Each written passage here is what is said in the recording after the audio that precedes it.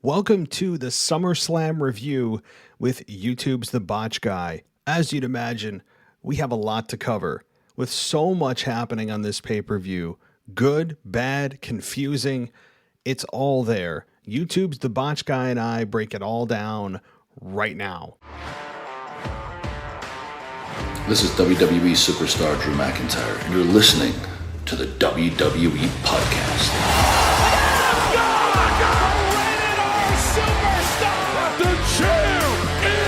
The one that everybody wants, me. Becky Lynch is going to WrestleMania. Claymore!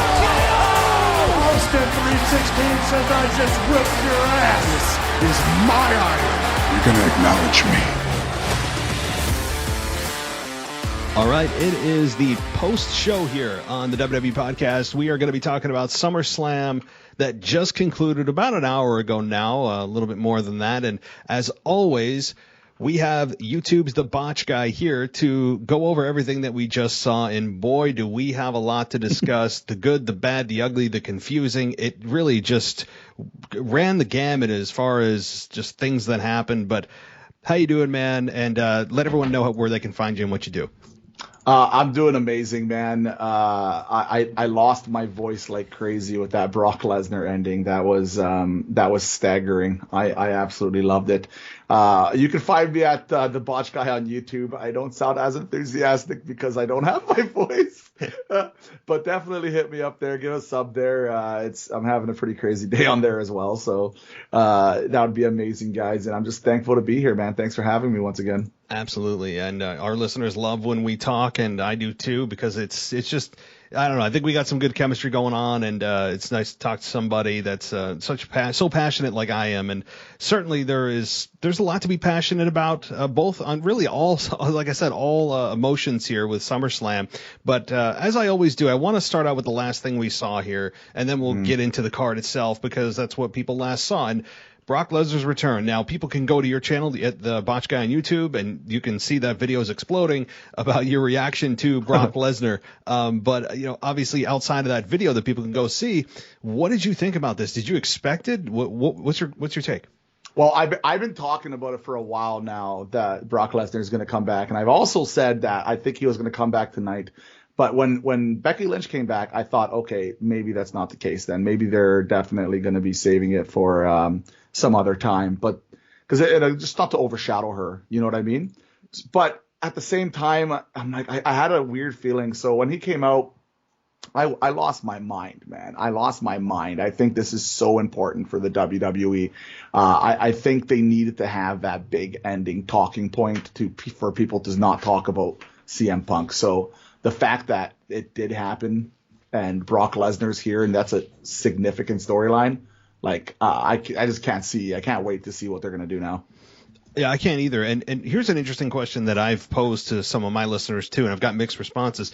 Do you think that the returns tonight, both of them, or one of them or none of them, were in reaction to the news that WWE knew ahead of time, like we all did, that Punk was on his way to AEW? Not necessarily that he made phone calls last night saying, Brock, get on a plane, we need you, but rather in the weeks leading up to SummerSlam, he knew that this was going to happen, and so WWE did this in reaction to? Or do you think maybe this is their plan all along to have these two re-debut at SummerSlam? I think there's definitely some reaction to that. I would be in shock if there wasn't. Like, maybe you could have one of them come back. But I think they needed to step up. They needed to say, okay, this is a big moment and we need to have a big moment. And I believe they definitely delivered. I have no doubt in my mind it was a reactionary move for at least one of them. I'm not sure which one, but definitely for one of them. I'm with you. I think that Vince just called up Brock a few weeks ago and said, Brock, how many zeros do I need to put on this check to get you to come here? We need you for SummerSlam. And he just really was probably just, you know, whatever he's doing over there, or, I don't know, slicing up meat, whatever he's doing on the on his farm. It looked like he literally walked out of his living room onto a plane and into the arena. It's hilarious. I got to say, I like his look. It's very weird, but I'm down with it. He looks huge. I mean, he is absolutely a brick house, and for some reason he looks even bigger. Maybe it was his tight outfit. I don't know, tank top, but Man, oh man, this was a huge moment, and the crowd at the end of the night, they're exhausted, and they still gave him a pretty damn good reaction. One that I don't think I guess it's not fair to match it to CM Punk's because that's in a closed arena, sound doesn't escape like it does maybe in the Allegiant Stadium. But were you glad with the reaction? Were you listening? I thought the reaction was brilliant. I thought it was great. I had no issues with the reaction at all. I would actually go to say that like the CM Punk reaction was emotional, right? It was an emotional reaction, and I feel like because of that, like it had more of like an intimate type moment. But the Brock Lesnar return reaction, I just feel like it was such a special moment because I don't think a lot of people saw it coming. I think this was completely out of like, this is why I believe that WWE needs to do these type of surprises more often, man, because I don't know how many times, like I've said this before, but like they always spoil things before and I think it helps the rating. But at the end of the day, all the buzz now they're going to get from this, like it is going to overshadow a lot of the CM Punk stuff that happened yesterday. No doubt about it. Absolutely. And that's the goal, right? I mean, yeah. and I think that WWE, they certainly laid a lot of their cards on the table tonight, and I don't know how many more they have left. I mean, we all know about The Rock potentially coming back around in Survivor Series. So that, to me, that they've really exhausted everything that we have been rumored to hear for the last several months outside of The Rock, like I said. And, when you look at this, we look back just a few months ago, we were still in the Thunderdome. We had nobody back. There were no fans. It's so crazy to feel where we are now compared to where we were in the pandemic era, and hopefully that never returns. So let's get into the card because it was a very up and down card, very emotional in a lot of different ways, wacky, bad, good, just all over the damn place, as I said. So let's start here with, I'll be honest, I did not see this match. I was changing diapers at this point. What? Big E. No, it was Big E. Big E and Baron Corbin. I did not see this match. I know the outcome, which is not surprising that Big E ends up pinning Baron Corbin and he reclaims his stolen Money in the Bank briefcase. So any thoughts on this? I thought it was funny. The thing about Big E, man, like, what's going to happen now, right? Like, you know what's happening, why they're doing what they're doing with Lesnar and Roman Reigns now, because I have no doubt in my mind that Big E is cashing in that Money in the Bank contract, and he's going to be cashing it in on whoever is the victor, or maybe they'll just completely keep both of them safe and have him do a triple threat and cash in after they both like absolutely demolish each other. I think it's happening. I think it's going to happen I don't know if it's the next pay-per-view or maybe they're going to push that feud going, but I think it's going to happen. I think they're just kind of wailing in the wind here with Big E. But the Baron Corbin, I like this gimmick. I think it's pretty funny, to be honest. Oh, I love it. I love the Baron Corbin gimmick. It's amazing that turning him homeless was more impressive than making him a king. It's awesome. I love what Baron Corbin has done, what the WWE has done. His commitment to it, too, is awesome. He's all in. So, Big E wins. Not that I ever believed that he could cash in the contract anyway, and they kind of alluded to that, hey, I don't think this is legal. And I'm glad that they didn't go that road, and Big E gets a victory on a 50,000 plus person stage. That's fine. But I think you're right about that whole plan about him cashing in. All right, let's get into the actual pay-per-view here, and it opened with RK Bro defeating AJ Styles and Omos to win the Raw Tag Team Championship. Go ahead. Well, it was pretty good. Hey, actually, one sec. My dog is attacking me. You can start this one. Okay. So as far as the outcome goes, I had an idea that RK Bro would win. There was that kind of dark horse idea that perhaps Randy was going to turn on him again, fully turning him heel. I'm glad they didn't go that road. I think from not only a crowd support standpoint, but also financially. The WWE knows that they have untapped money with these two in merchandise. They have yet to go on a real run, and this is the beginning of their real run. We didn't see a whole lot from Omos in this match. I was a bit disappointed that Omos was more of a bystander, and you'd think that this was his time to shine. And I was a bit disappointed in that, but it was good. I had no issue with the match itself. AJ Styles takes yet another loss.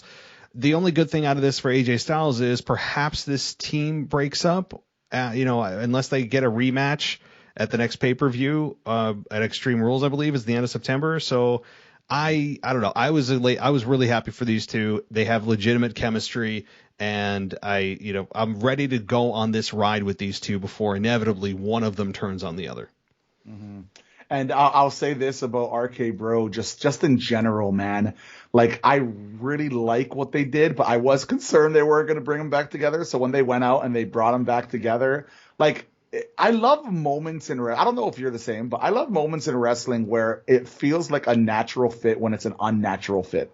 Like when you put two characters that you think that are just the most ridiculous characters together and it just meshes well. Now, it doesn't always work with Shayna and Nia Jax, for example, but when it works, like, it's magic. Remember Daniel Bryan and Kane, like it's magic. And even AJ Lee and Kane had a moment there, which was great. Mm-hmm. CM Punk and AJ Lee, right? So like they had all those moments. So I love the fact that they're together and the fact that they won. It makes sense. I think they want to keep a lot of happy people, except for obviously one particular match we will get to.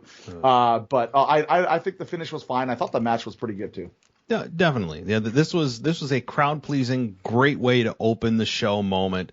And yeah, this was exactly what it needed to be. And these two, I don't think actually these two were meant to ever do this. I think that the plan was to eventually have Randy turn on Riddle for real and then have these two face one another at the pay-per-view. And it turned into the crowd just getting behind them more than the probably creative thought that this would happen. So it's one of those feel-good stories, and I'm in this as long as they want to take me on this ride. Hopefully it's several months. So all right, let's get into the next one here. There's 10 matches on this card. So Alexa Bliss defeats Eva Marie.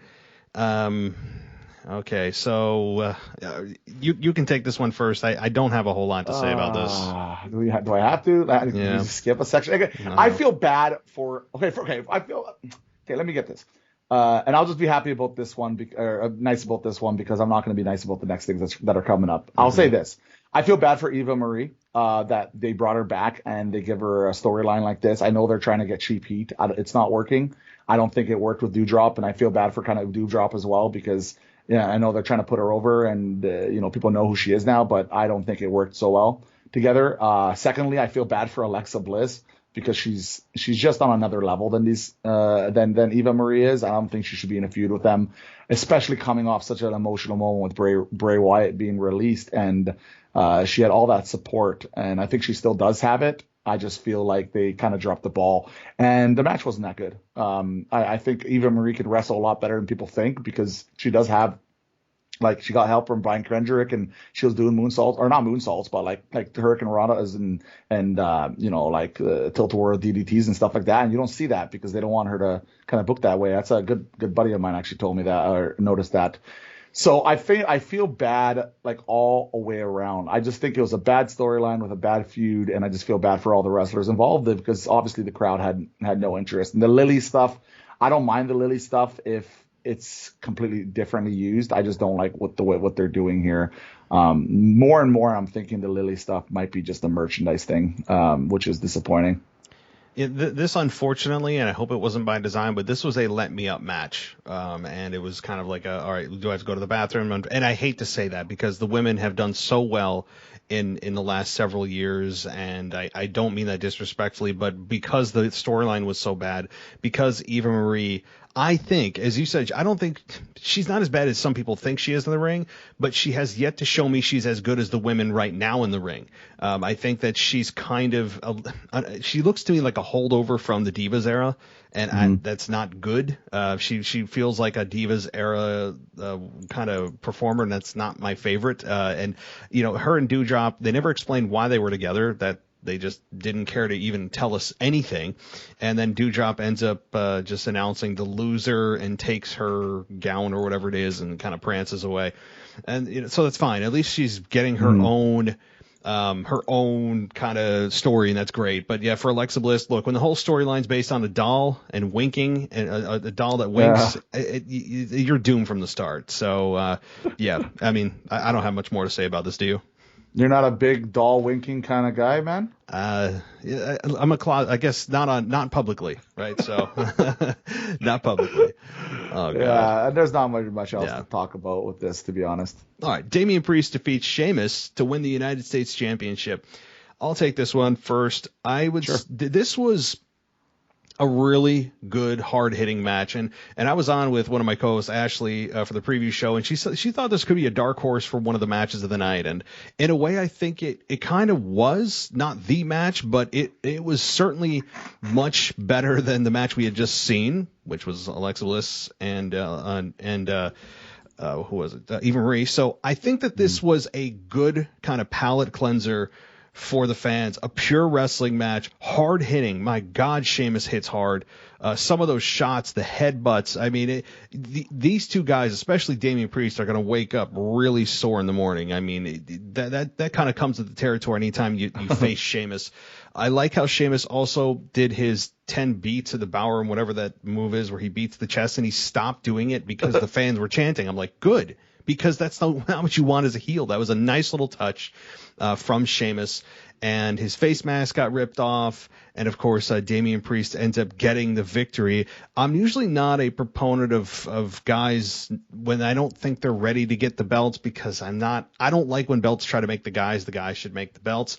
But in this case, it felt as if he kind of earned more of my respect, for whatever that's worth, as the match went on. And he hasn't really gotten a chance to shine because he's been involved for the last 6 months with the Miz and Morrison doing dripstick crap and doing Bad Bunny stuff and all this kind of extracurricular activity. He didn't actually get a chance to really show what he can do in the ring, and I think Sheamus is a great opponent. And this is just a great pure wrestling match that I think was well received, and I'm happy for Damian.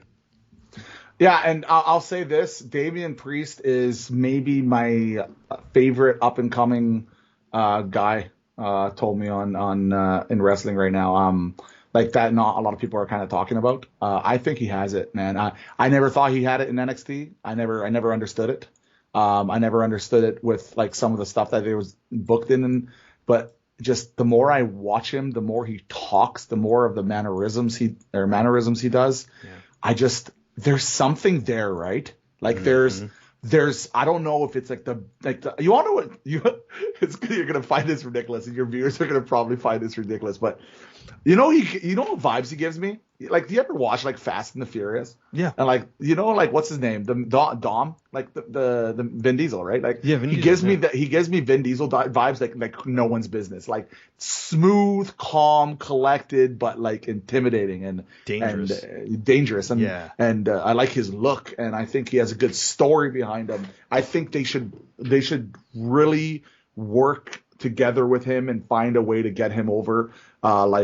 He's over with me right now. I'm becoming a very big fan. I actually might even buy his shirt, man, after I buy that John Cena shirt. Oh my God.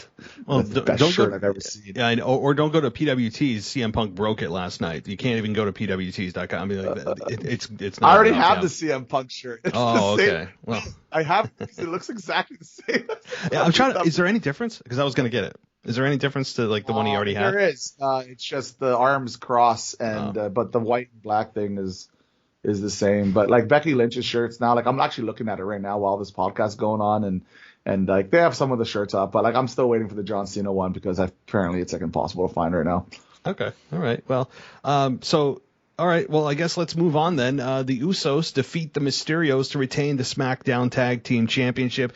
This, to me, and I'm sure yourself, you probably would agree, this was never really about who was going to win this match. I think out of the entire card, this particular match was the most, I guess, lock in of a result that you could have, because I would have seen zero scenario in which the Mysterios would have regained the championship. Mm-hmm. Right now it's about the bloodline. The Mysterios are, I mean, I'm not a huge proponent of their backstage antics, calling each other father or calling each other son and pops. Like nobody does that. Like, you don't call no? nobody does that. I cannot stand that every single time they have a match we have to hear their like 10-second banter before they go out, as if I'm supposed to be inspired by it. But nonetheless, I don't have any issue with Dominic in the ring. I don't have any issue with Rey Mysterio in the ring, one of the greatest of all time. Dominic on the mic, not my favorite, but I actually expected during this match that it was going to be, after they lost, that we would have Dominic turn on Rey,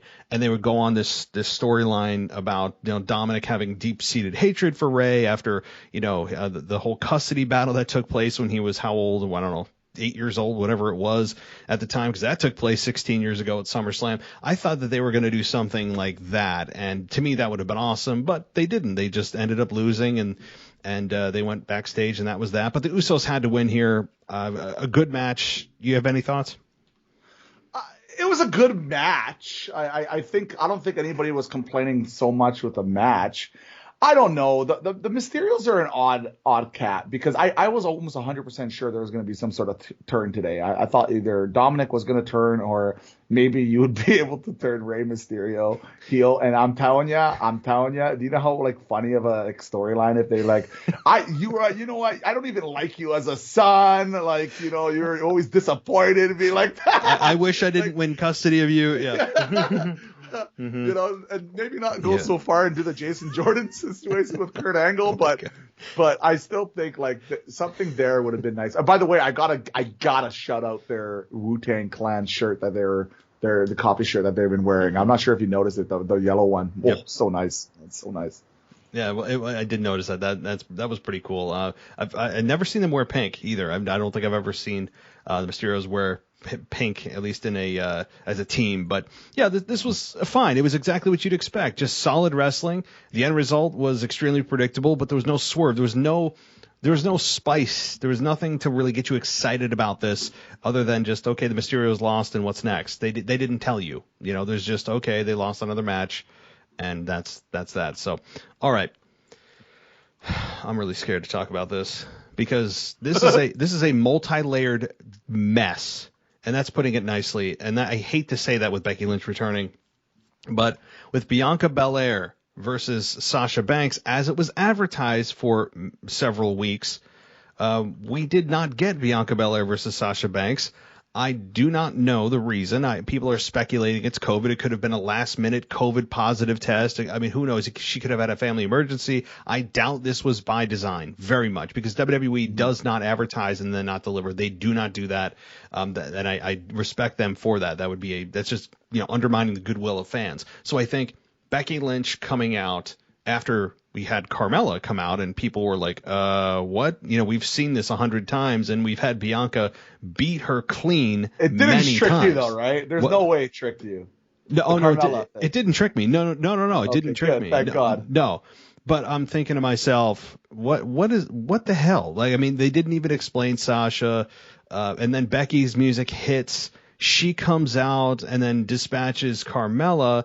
She stands there, and then we have her challenge Bianca, and Bianca kind of is a little hesitant at first, and then says, all right.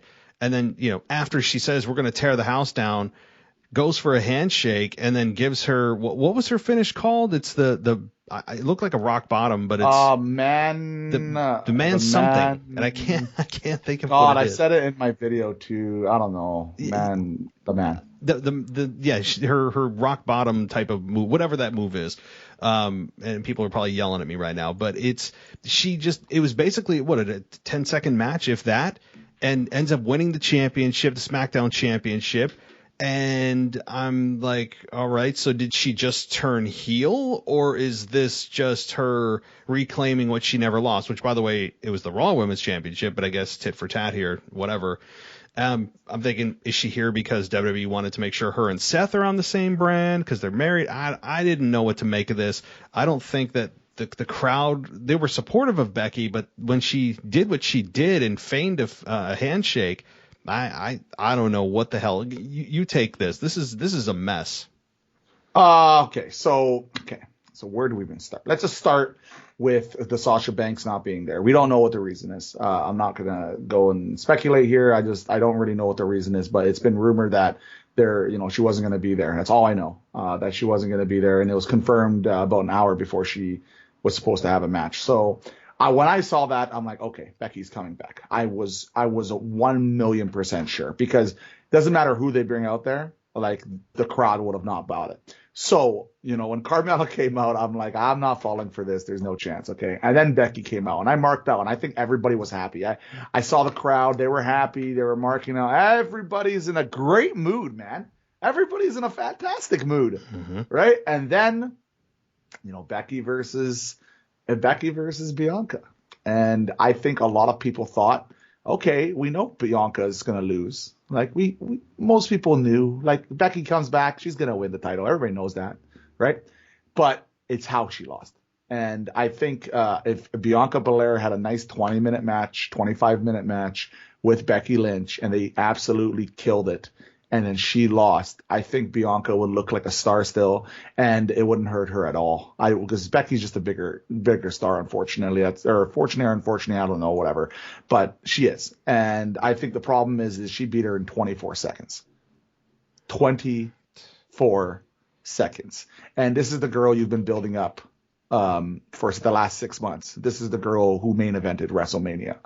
And Becky Lynch shows up and beats her in 24 seconds. And now some people are saying, well, they had to run out of time. They didn't know what to do with the whole Sasha thing. In that situation, I would be like, okay, girls, this is time to earn your marks. You main evented WrestleManias, both you guys.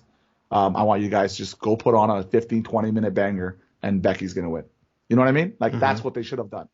And I think the crowd will be okay with it. But it's how she lost. And I wouldn't say burying one of your youngest, like, up-and-coming stars, but giving her that type of loss this early in her career, I don't think there was any thought process. I think it's just terrible booking. Awful. It reminded me of Kofi and Brock Lesnar, where Kofi Kingston had that nice run, and Brock Lesnar comes in and beats him in 8 seconds. Yeah, but Kofi's established, right? No. Kofi held the title for, I know what you're saying. Kofi held that title for so long, right? Like, and the Bianca thing, she's young. Like, I know she's going to have more chances, but like giving her such a big loss like that, like so quickly it pretty much told her, okay, you are not in the same category as Becky, and you never will be, not right now anyway. Well, then who the hell is? I mean, they've got no one else on SmackDown that could measure up to her. Then there's nobody left. There's one. I mean, you've got Sasha Banks is MIA. Yeah. We don't know why exactly. You've got Bianca. It's such a weird dynamic too, because you can't turn Becky Lynch heel. They have their gamut of heels. There's enough women heels out there. They need babyface stars. And yes, you have Bianca, which made me think, yeah, well, okay, you'd have Becky on Raw. So this was very weird that she was going after the SmackDown Women's Championship instead of going back to Raw, the championship that she never really lost. Because we already have an established top babyface that's doing a really good job with Bianca Belair. I'm thinking, why just shift her to Raw? I know that people are going to complain, oh, it's Charlotte and Becky again, but it's been a few years now. I think that fans would still be invested in it, or even Rhea Ripley, however you wanted to book it. But it's weird. Do you think she actually turned heel here, or is this? Yes. You think this is a heel turn? Oh yeah, it was absolutely. So I made a video on this actually. I actually explained to why this is a heel turn. Becky Lynch completely changed her demeanor before she did after the handshake, and she purposely, basically, heel turned into this situation. She's going to be a heel. I have no doubt. Like, they're going to confirm it, obviously, the next show, but I have no doubt in my mind because she's going to come out and she's going to get cheered originally. But I definitely 100% see her being as a heel here for whatever reason. I think that's what they're doing. I don't think it was just a sneaky win to be, I'm the man, and the man says I can be sneaky and do heel tactics. I don't think so. I think it's a heel turn, but I could be wrong. I'm probably in the minority here, but I do think it's a heel turn. Yeah. And the more you're thinking about, or you're talking about it, the more I think it is, because when you look at the synchronicity of when she turned babyface, it wasn't actually supposed to be a babyface turn. It was supposed to be a heel turn, as we all know with Charlotte a few years ago, that turned her into the biggest star in wrestling. And now this was I guess another heel turn for her at SummerSlam, and it may be a real one. And if this is all to build up Bianca, I guess I'm cool with it. But at the same time, Becky Lynch is one of your most popular babyface stars that needs babyface power. On Raw, who the hell do you have? Rhea Ripley's kind of wishy-washy. You have Charlotte, who's an established heel. You have Nikki ASH, we'll get to that, who is falling very quickly into the abyss because of just the transparency and the awfulness, in my mind, of her character. Many people don't agree, and that's cool, but the crowd's starting to kind of wane on her feel-good character. You really don't have big babyface stars for the women. So why are we turning her heel? It doesn't make sense. No, it doesn't make sense. But then again, I could be completely wrong. I hope you are. I really hope you are, because I don't know. All right. Yeah. Anything else on this before we continue on? No, I'm good. All right. Drew McIntyre versus Jinder Mahal. Drew just outright beats him. I mean, this is a super straightforward match, quick. The crowd was, mildly interested in this. I'm glad they didn't go too long because I think that the crowd may have gotten restless on this one because I don't think the story was established that well. They didn't really draw on the 3MB stuff. He just said, I've known you a long time and we have history. Well, tell us the history. They didn't do it. So the buildup was a little bit underwhelming and they didn't tap into what they could have. And Jinder Mahal just took a foot to the face and ends up looking up at the lights, 1, 2, 3, and Drew McIntyre uses his sword and fights off the Veer and Shanky, and that's that. So I guess this is it for Drew and Jinder.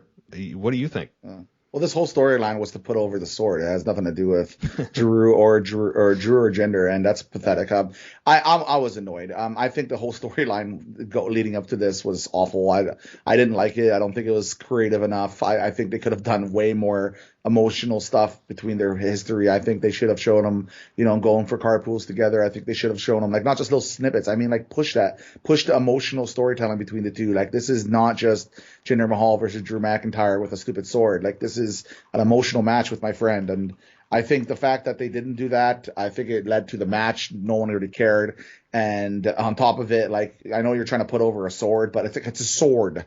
Right, like sledgehammer has like a blunt area, so you can hit somebody with a blunt force, and you can be like, "Oh yeah, that's gonna hurt." Mm-hmm. But like if you hit someone with a sword, it's a sword. You know what I mean? It's a sword, like. That's what I said. I was on Twitter or something, and I tweeted out. I was like, "Hey, I would like somebody to call Drew's bluff that you're going to actually hit me with this sword. Just someone stand there and go, nah, bro, you're not going to do anything, right? Because he's not. You think he's actually going? I mean, it is a little weird. I understand it's a unique item. I don't think I've ever seen a sword in professional wrestling. Nope, it is never. the first sword, I believe. Yes. Yeah, because it doesn't make sense to have. It just, I mean, like you said, exactly. It makes zero sense. Yeah, we're not in the Game of Thrones. Can you imagine if the Bludgeon Brothers had, like, instead of bludgeons, they rest in peace, by the way, Brody there. But imagine instead of bludgeons, they have swords instead of bludgeons. Like just imagine that. Like, it just doesn't make sense. No. Like I guess it looks cool. Right. But again, like, I know WWE is trying to be supernatural, but like, how do you work a sword into a storyline? The only way I can think about it is cutting things that are not humans. Right. So like, you got to cut like tables. Like they did that with the table the one time. I thought that was cool.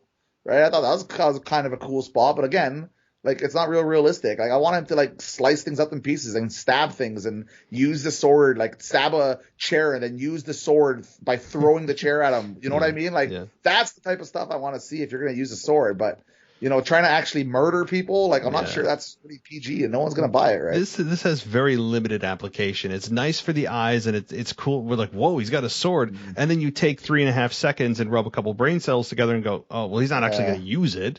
Like, I mean, he's going to, like you said, to hit away chairs or other objects or slam it against a ring post and have a nice sound come out of it. I mean, like, there's things you can do, but it's extremely limited. He's not going to be hitting anybody with a sword anytime soon. So I think he should retire Angela and call it a day because it's a nice visual, but you're not going to actually do anything with it. So. All right. Anyway, Jinder goes back probably into obscurity, I guess, and we'll see who's next for Drew maybe tomorrow night, or rather Monday night. I keep thinking it's Sunday. Well, it is, I guess. In my time, I did that too, by the way, many times. I said, oh, yeah, we're going to have tomorrow. I'll see you guys tomorrow. And I realized, wait a second. It's Sunday tomorrow. I work tomorrow. It's screwing me up. Yeah. All right. Here we go here into the back end of the card. We've only got a few matches left. Charlotte Flair ends up being the victor here against Nikki ASH and Rhea Ripley to reclaim the Raw Women's Championship. She's now 5-0 at SummerSlam, creating her own kind of streak here, undefeated streak that is at SummerSlam. I like that. I'm glad that they brought that up because I was totally unaware she was undefeated at SummerSlam, so I like that. And Charlotte Flair, I mean, they put on a really good match here. I have no complaints about the match itself. That corkscrew moonsault that she did off the top that slammed Nikki's head into the barricade, I was a little concerned about. Not because she didn't execute it well, but because of Nikki's health. And that was a bit of, I was like, oof. I mean, even Bobby Lashley later on in the show, who took a spear and then I think knocked his head on the ring post at the bottom. I mean, there were some scary moments there. But here I was very impressed with the women. I never really had any doubt that they were going to put on a really good match. And having Charlotte Flair be the victor, to me, makes sense. I think that having her be, I don't know, she's a 12-time women's champion now. It won't be long before she ends up tying her father's record at 16. So, I had no problem with this match. And I know that the fans were starting to boo Nikki. I was really happy with the crowd doing that, because this is not Nikki. This is not Nikki Cross. This is just a gimmick to put on Nikki that for some reason WWE felt she needed something. And I think she was fine the way she was, either as the psychotic Nikki Cross in NXT or even kind of just the wacky, zany Nikki that was jumping on Michael Cole's desk for several months. But when they put the cape on her, I know you're a fan of it. That's cool. A lot of people are fans of it. I'm not. And I'd say 60% of the people there tonight let her know that too. And I think it has a very limited shelf life when it comes to that character. But maybe it's just the demographic that was there. You're not going to have a whole lot of families and younger people there. I think it's usually a pay-per-view is more of an older, my generation. I'm calling myself older, but it is usually the male demo that's 18 to 40. Boomer. Yeah, exactly. No, damn millennials. So, what'd you think? Honestly, we already disagreed before with the whole Nikki Ash gimmick. I don't think it was WWE going to her. I think it was Nikki Cross saying, I don't want to be a psychotic girl anymore, and I want to be a role model to kids and stuff like that. And I think that WWE said, hey, we don't have a lot of that nowadays. Why not do it? And I truly believe that's what happened. I don't believe it was a WWE coming out and saying, oh, let's dress you up like a superhero. I really don't. I think it was more Nikki than anything. As for the match itself, once again, just like I've said a million times on here, and I'll say forever, Charlotte Flair continues to show that why she is, in my opinion, the greatest female wrestler of all time, and she's going to continue being the greatest female wrestler of all time. And I know there's amazing wrestlers on multiple promotions, including AEW and NXT and all that, but at the end of the day, when it comes to pure technical wrestling, even Britt Baker there too, when it comes to pure technical wrestling, there is no one on this earth that is better than Charlotte Flair. I really don't think that. I don't even think Asuka. I truly believe it. Charlotte Flair is one of the most ridiculously talented people I've ever seen. And the fact that I know this is gonna this doesn't sound right because I'm like, oh, because she's a girl, but you could put her up in all with a bunch of guys on the roster and she'll hold up, if not surpass majority of them. She's that good. So I love the match. I thought it was brilliant. I thought Nikki Ash looked good. I thought the ladies looked great. I really enjoyed it from the very beginning to the very end. Mm-hmm. And I have no issue with Charlotte taking the title again. And I do have a curious, I'm wondering what now, right? What is the plan for Charlotte? Because I always thought it was Becky and Charlotte, right? So the fact that's not happening makes me think that they might set up a title versus title thing in the future. Or maybe there's going to be a brand's, move. I don't know. Who's Charlotte facing next? Yeah, I don't know. You can't have Rhea. You can't have Nikki. I don't know. Maybe somebody from NXT gets called up. Yep. All right, let's roll. Let me just finish up by saying that Charlotte Flair, one of the best women of all time, no questions asked, and I think she deserves to be champion. I think she's going to hold that belt for a while. So, all right, moving on to Edge and Seth Rollins. Really, I don't have much to say about this, and that's not in a bad way. What I mean by that is this was, to me, maybe the best match of the night. I thought it would be. I loved the Brood thing. I didn't think that they would go that road, full scale, full tilt. They did. I love the sunglasses, the way he looked when he came out. And then also implemented his current version of himself with his current music. And I thought this match was really, really good. With Edge ended up getting the victory with, I can't remember the name of that move that he did. You'll probably be able to correct me. slamming Seth's head into the mat, basically choking him out in some kind of sleeper hold, going into that, quote, dark place. I think this was really well done. I think Edge needed a victory. He hasn't gotten a real staple victory since he's been back other than Randy Orton. And this was just so well done. This was so refreshing. And it really, one of the biggest bright spots of the night for me was this match. Has Edge had a bad match yet since he's returned? Honestly, like every match is like 4 or 5 stars. Like it's insane. Like I don't know how he does it at his age. To be that good is insane. It really is truly insane to be that good at his age. And what's nice to see about Edge is like he doesn't look like he's slowing down. Like I feel like this guy can wrestle for the next 3 years, man. Like, and I thought this was his best feud since the Randy Orton one. I thought the storyline buildup was nice. It was brilliant. I loved it. I loved the Brood stuff they added into at the end there. I just loved everything about this. I thought the match was great too. He has some serious chemistry with Seth Rollins. I want to see more. Like I know rematches. I want to see a rematch like that. Like I absolutely want to see a rematch. I feel like that is just a match made in heaven. Those two guys, and the crowd popped after being pretty quiet for a while there. So I really enjoyed it. I did too. I thought, and I'm all for rematches as well. Like you said, we're all into, no more rematches. We want new feuds. These are two guys I could see a time and again, and I think we would be well deserved for it, and I think that the fans would pop for it again because they work as well together as I was hoped they would work. So, all right, Bobby Lashley defeats Goldberg to retain the WWE Championship. But it's because of a quote unquote injury stoppage. Obviously, it's not real. We knew that. Then we get his son Gage in there, and he ends up getting the hurt lock, and MVP apologizes for it, which he shouldn't have because the kid attacked him. What's he going to do? That made no sense either. But this was here's one thing I appreciate. I appreciate that Goldberg did more than 2 moves. Like we were, I was counting, and he did several moves that were not just a spear or a jackhammer. He did, I think, a suplex in there. Like he did a clothesline. Like he did moves that you're like, wow, he actually knows a few other moves. He did a collar and elbow tie up. I was shocked about that.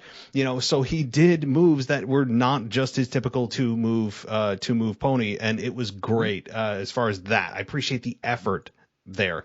That's really where it ends, though, because this injury stoppage is just nothing more than to get us to the next match that no one's asking for, by the way. Like, no one is asking for this to continue, and yet WWE is continuing it with Bobby Lashley, and I just have nothing really positive to say about this. I feel for Bobby Lashley here. Goldberg started to get booed. I loved that, so hopefully that trend continues.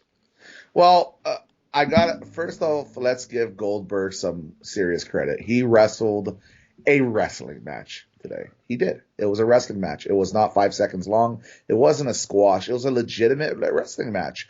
And for that, you got to give him a little bit of credit. Crowd was not buying this. Crowd was so pissed off about so many things. The crowd had no interest about this match, and I felt bad kind of for Goldberg. But at the same time, I don't want to see him either. So, like, it's bittersweet now. I will say this. It looks like we're getting a rematch now, right? Yeah. Man, that's going to be tough. That's going to be tough to watch. I don't understand. Like, I don't think anybody wanted to see him do it once. Like, twice is just, I guess they're doing it at Crown Jewel. Like, or Extreme Rules is the 26th of September. Then they have Crown Jewel in October. They have history of bad matches at Crown Jewel. So that just, I don't know. It's just the Goldberg thing makes no sense. No one cares about Goldberg anymore. I don't know why. Like, I don't think his views are that crazy either. Like, I don't think there's that big of an audience for Goldberg anymore. There was when he first returned because he had that initial pop factor and star factor, and he beat Lesnar, and it was exciting, and that's what he should have been. And then they overused him, and now people just don't care, and they're turning him. I would turn heel. I would turn Goldberg heel. Like, feed into that situation. God, it worked with Roman Reigns, man. Why wouldn't it work with Goldberg? Goldberg can't really wrestle that well anymore, and he never was a great wrestler either, but he has that intensity, and I'm sure he can cut a hell of a heel promo. So it looks like obviously they're not going that route, right? Because the kid is involved. I don't know what else to say about that match. I mean, yeah, me either. It's obviously not going that road, but he could easily feed into it, saying, hey, you guys don't appreciate greatness, and Yeah. you know who the hell I am. Yeah. He could easily, and instead they just continue to force down the babyface Goldberg road, and it's just awful. And I think the fans are going to continue to boo it, and I hope they do, because I want that to be a loud and clear message to Vince: stop this, please. Stop. Imagine if he came out like as a heel, like he didn't do this Sun stuff, and he comes out and he says, like, I carried WCW on its back, and then when I came to WWE, the guy who no one could beat, the strongest guy, took him out in 1 minute. Like, you know what I mean? Like, they could have done like a heel stuff with him, and then he didn't have to touch the whole Bobby Lashley thing. He could have just been a heel and come back and go against a face Drew McIntyre or something. I don't know. Maybe we did that already, but I don't know. Like, I feel like they could have done a heel Goldberg. I think if you want to do a Goldberg, you make him a heel. And the opposite of what you do is put him in a babyface role, and every time he comes back, he automatically is awarded a championship match. Why? I mean, for what? So, Goldberg.